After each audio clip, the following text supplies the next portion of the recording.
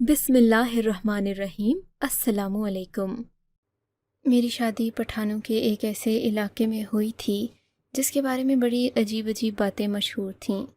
लोगों के गुस्से को दावत नहीं देना चाहती, इलाके का नाम तो मैं कभी नहीं लूँगी, लेकिन वहाँ मेरे साथ जो वाक़या पेश आया उसने साबित कर दिया कि अच्छे बुरे लोग हर जगह होते हैं। इसलिए अगर कोई मेरी कहानी सुन रहा है तो इसे आखिर तक ज़रूर सुने। इससे ज़िंदगी की वो हकीकतें मालूम होंगी जो शायद आपकी बंद आँखों को खोल दें।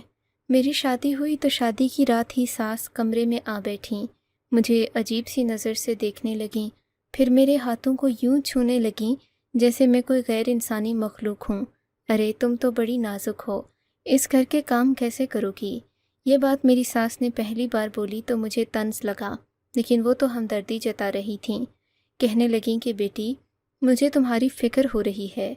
तुम शहर से आई हो, हम तो गांव के लोग हैं, इसलिए मुझे ना हो पाएगा। तो फिर इसका क्या हल है? मैंने धीमे से पूछा।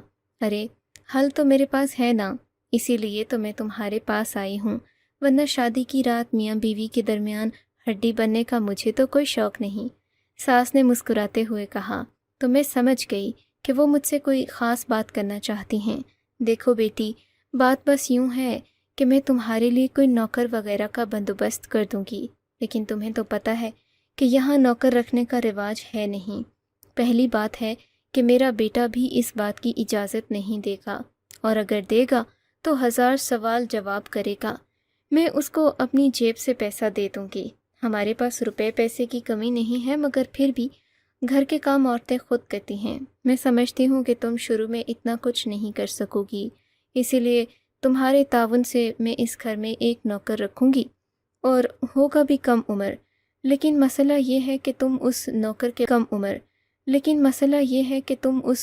के बारे में किसी को नहीं बताओगी। अगर बताओगी तो फिर तुम्हारा ही घाटा होगा, क्योंकि फिर मेरी बाकी बहुएं भी हैं, वो भी यही कहेंगी कि हमें भी नौकर रख कर दो।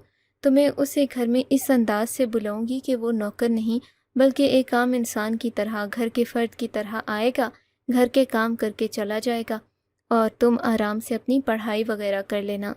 सास का ये मंसूबा सुन के मैं तो बड़ी खुश हो गई। मैंने कहा, माँ जी, आपने तो मेरे सर से सारा बोझ उतार दिया। मैं तो इस इलाके में ब्याह कर आई थी तो लग रहा था जैसे मैं सारी ज़िंदगी बस बर्तनों और कपड़ों की फ़िक्र में ही डूबी रहूँगी। अब मुझे लगता है कि आप जैसी सास हो तो बहुओं को कभी भी ससुराल में आने की फ़िक्र नहीं होती। बस बेटी, ऐसा ही है, तुम भी मेरे साथ ताउन करो, मैं तुम्हें हर तरह की सहूलत दूंगी। मैं जानती हूँ तुम शहरी लड़की हो, अगर तुम्हें और भी अपनी दोस्तों वगैरह से बात करनी हो उसका बंदोबस्त भी कर दूंगी। मेरी सास ये बातें कर ही रही थी कि मेरा शौहर आ गया। मेरी सास ने मुझे चूमा और कमरे से बाहर चली गईं। इन्होंने मुझे सख्ती से हिदायत की थी कि नौकर वाली बात मैं अपने शौहर को हरगिज़ मत बताऊं, वरना अगर मेरे शौहर को पता चल गया तो फिर बात का बतंगड़ बन जाएगा, और वो मुझे कभी भी इजाज़त नहीं देगा कि किसी मर्द नौकर को घर में रखा जाए। मेरे शौहर ने मुझसे 2-3 बार पूछा तो सही कि मेरी अम्मा ने तुमसे क्या बात की। मैंने कहा वो बस मुझसे हाल चाल पूछ रही थी। उनके चेहरे पर भी अजीब सी संजीदगी और पुरस्रारियत थी, जो कि मुझे समझ नहीं आई कि वो कहना क्या चाहते हैं। मुझे लगा शायद मुझे आजमा रहे हों। मैं खामोश हो गई, अपनी सास की कोई बुराई नहीं की। मेरे शौहर का मुंह अभी तक बना हुआ था।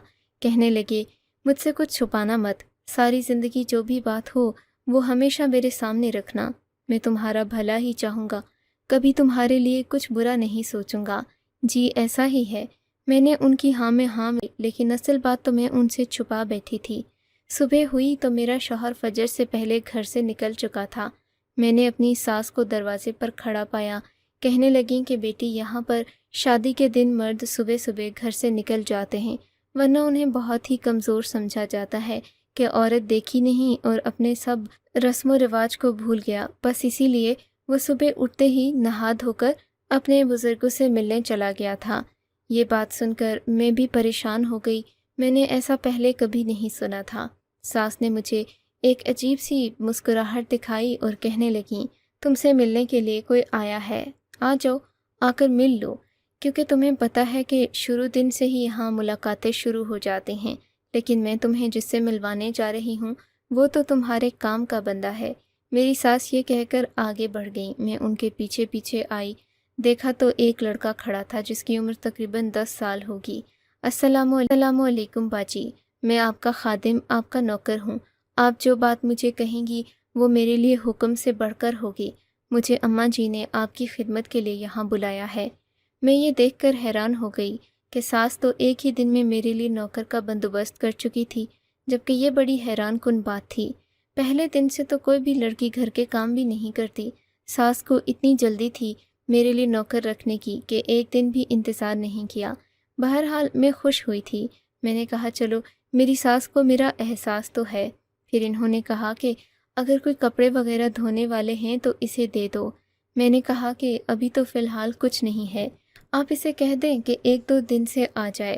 ویسے بھی 1-2 دن آپ لوگ کون سا مجھ سے کوئی کام کروائیں گے؟ آپ لوگوں کا گھر جیسے چل رہا ہے ویسے ہی تو چلے گا۔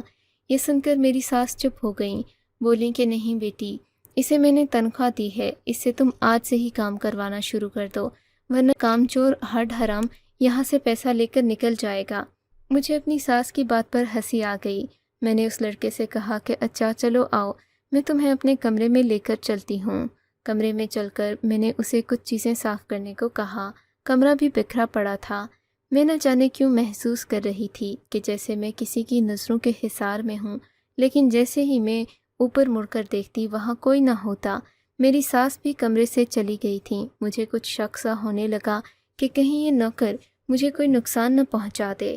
ایسا لگا جیسے وہ مجھے غور سے دیکھ رہا تھا، لیکن پھر میں خاموش ہو گئی۔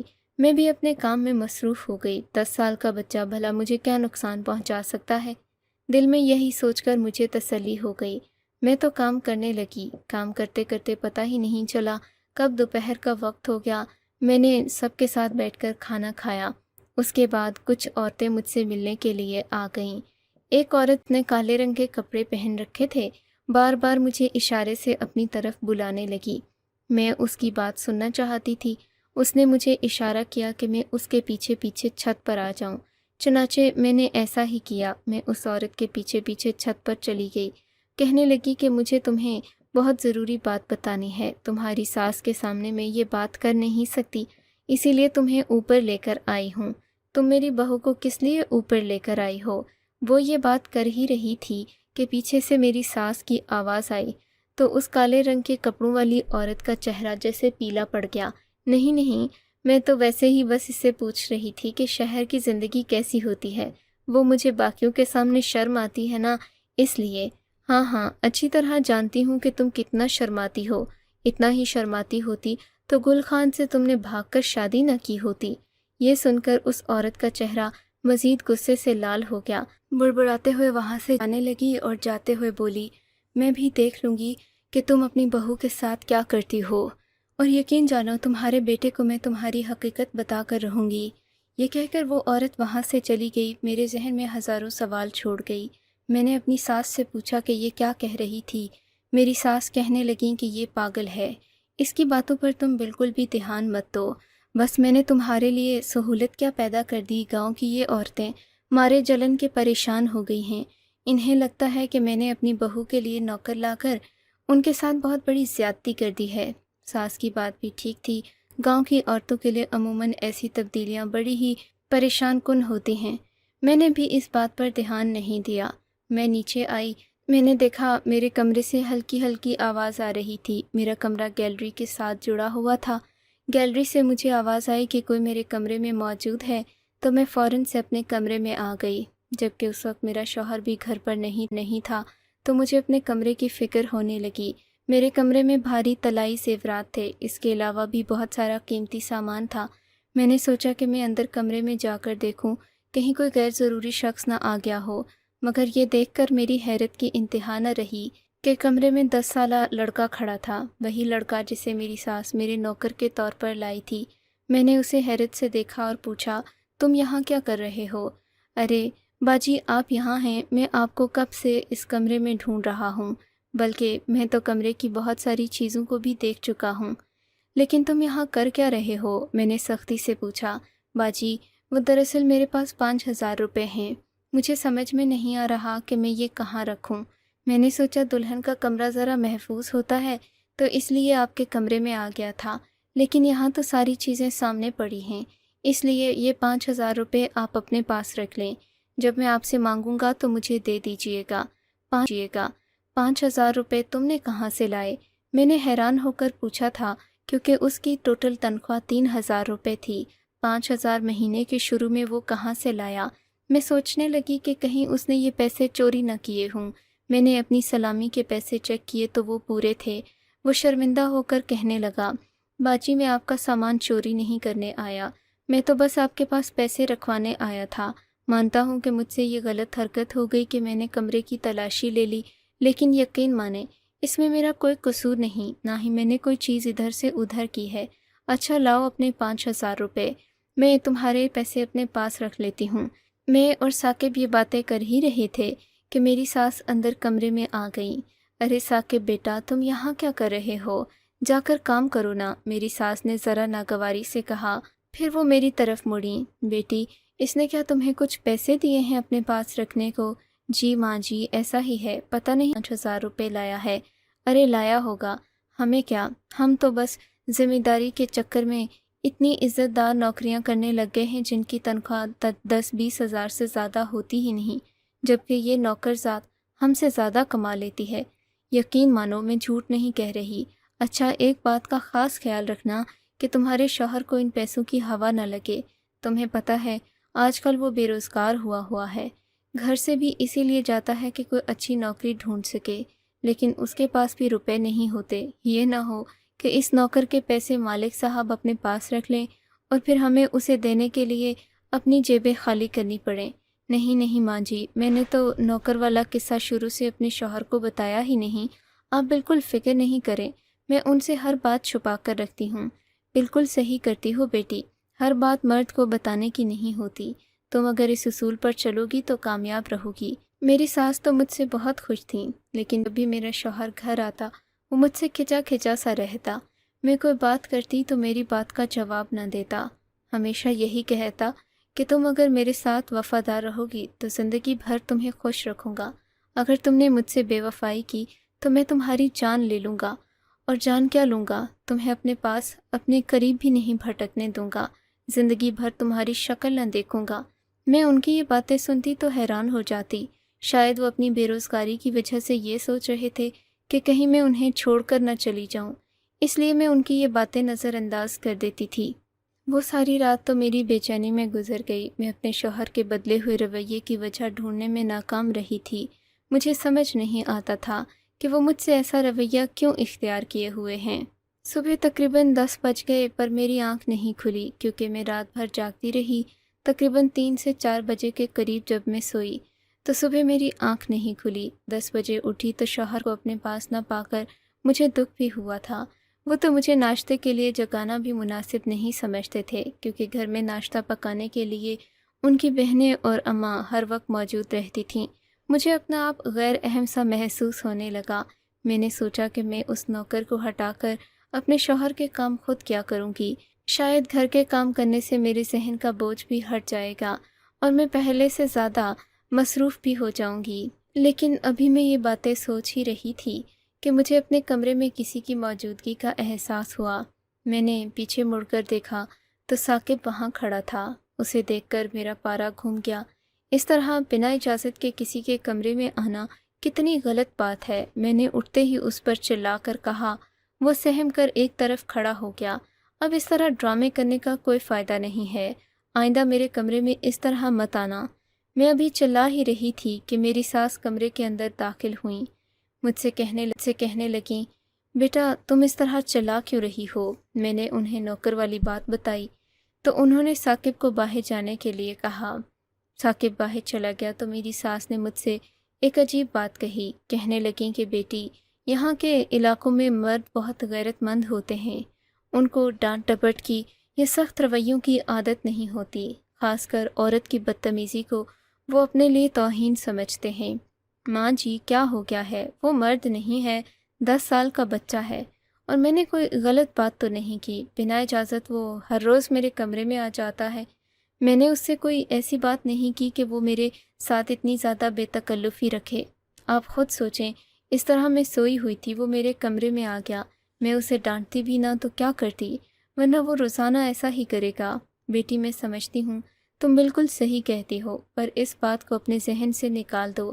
یہاں کے مرد بہت ہی صاف دل کے اور نیک نیت مالک ہوتے ہیں۔ ان کے ذہنوں میں 25 سال تک ایسی کوئی بات نہیں آتی جیسا تم سوچ رہی ہو۔ اصل میں تمہارا قصور نہیں ہے، تم شہری ماحول سے آئی ہو۔ شہر کے ماحول میں چھوٹے بچے بھی وقت سے پہلے جوان ہو جاتے ہیں، اسی لیے لڑکیاں 10 سے 12 سال کے بچوں سے بھی احتیاط برتتی ہیں۔ لیکن یہاں کا ماحول مختلف ہے، تم تسلی رکھو، یہ بچہ ایسا بالکل بھی نہیں ہے۔ تم اپنے ذہن کو صاف کر لو، اس میں سے خناس نکالو۔ میں اپنی ساس کی باتیں سن کر حیران رہ گئی کہ وہ ایک 10 سالہ بچے بلکہ 10 سالہ نوکر کے لیے اپنی بہو کو باتیں سنا رہی تھیں، لیکن میں نے ان سے کوئی بات نہیں کی۔ پھر کہنے لگیں، ابھی میں اسے واپس کمرے میں بھیجوں گی، اس کی غیرت نہ جاگ گئی ہو کہیں، ورنہ وہ یہاں آنا ہی چھوڑ دے گا۔ اس سے معافی مانگنا اور کہنا کہ وہ تمہیں بتائے کیا بات کر رہا تھا وہ۔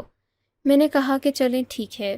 مجھے بھی دل میں اس 10 سالہ نوکر پر رحم آنے لگا، لیکن عجیب بات تو یہ تھی کہ وہ بڑی سمجھداری کی باتیں کرتا تھا، کم سے کم 14-15 سال کا لگتا تھا۔ میری ساس ہمیشہ اسے 10 سالہ ثاقب کہہ کر مخاطب کرتی تھیں، جبکہ مجھے یہ بات عجیب سی لگتی تھی۔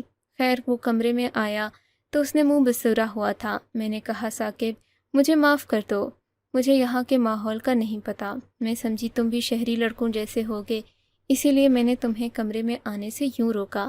تمہاری باجی کا کمرہ ہے، تم جب چاہو آ سکتے ہو۔ اب مجھے بتاؤ کیا کہنے آئے تھے۔ میری بات سن کر اس کا چہرہ کھل اٹھا، کہنے لگا، باجی میں آپ سے کچھ بات کرنے کے لیے آیا تھا۔ دراصل میرے پاس مزید 5,000 روپے ہو گئے ہیں جو میں آپ کے پاس جمع کرنے کے لیے آیا تھا۔ آپ انہیں بطور امانت اپنے پاس رکھ لیں۔ آپ کو تو پتہ ہے پیسے جیب میں ہوں تو خرچ ہو جاتے ہیں، اسی لیے میں آپ کے پاس رکھوا دیتا ہوں، ورنہ اور کوئی ایسی بات نہیں۔ اور آپ کہتی ہیں تو میں آئندہ آپ کے کمرے میں بھی نہیں آؤں گا۔ میں نے کہا کہ ایسی کوئی بات نہیں، بس تم ذرا دستک دے کر آ جایا کرو۔ تم دستک دے کر آؤ گے تو تمہارے آنے سے میں بھی خفا نہیں ہوں گی، تمہیں بھی برا نہیں لگے گا۔ میری بات تو میں نے مکمل کر لی تھی، لیکن اس کے ساتھ ہی میری ساس بھی اندر آ گئیں۔ مجھ سے کہنے لگیں کہ بیٹی باہر آ جاؤ، تمہارا شوہر باہر آیا ہے اور بہت زیادہ غصے میں ہے، ثاقب بیٹا تم اپنے گھر چلی جاؤ۔ یہ بات سن کر میرے ذہن میں خوف کے سائے لہرانے لگے۔ خدا نہ خواستہ مجھ سے ایسی کیا حرکت ہو گئی ماں جی کہ میرا شوہر مجھ سے غصے میں ہے۔ ارے بیٹی تم سے غصے میں نہیں ہے، پتہ نہیں کیا بات ہوئی، باہر لوگوں نے اسے کچھ بولا یا کیا ہوا، غصے میں ہے۔ تم سامنے آؤ گی نا تو اس کا غصہ ٹھنڈا پڑ جائے گا۔ ویسے بھی تمہارا عاشق ہے، ہمارے خلاف جا کر اس نے تم سے شادی کی تھی۔ اب مجھے تو لگتا ہے کہ تمہارے علاوہ اسے دنیا میں کچھ نظر ہی نہیں آتا۔ جاؤ شاباش، اچھے سے کپڑے پہنو اور اس کے سامنے جاؤ۔ میں نے ایسا ہی کیا، ساس کی ہدایت پر عمل کیا۔ پتہ نہیں کیوں مجھے اب ان کی باتیں تعریف کم اور طعنہ زیادہ لگنے لگی تھیں۔ میں باہر کمرے میں گئی تو میرا شوہر واقعی میں غصے میں آگ بگولا بیٹھا تھا۔ میں نے کہا کیا ہوا؟ کہنے لگے، مجھے تم پر بہت زیادہ شک ہو رہا ہے سمین، لگتا ہے کہ تم مجھ سے کچھ چھپاتی ہو، ورنہ گاؤں کے لوگ مجھے ایسے ویسے تانے نہ دیتے۔ کیسے ویسے تانے آپ کو دینے لگے ہیں لوگ؟ میں نے پوچھا تو وہ چڑھ کر بولے، میرے سامنے زیادہ نوٹنکی مت کرو، میں تمہاری یہ ساری باتیں خوب سمجھتا ہوں، بہتر ہوگا کہ تم مجھے سچ سچ ساری بات بتا دو، ورنہ تمہیں یہ بھی پتہ ہے نا کہ میں کیا کیا کر سکتا ہوں، میں اگر چاہوں تو ابھی تمہیں طلاق دے سکتا ہوں۔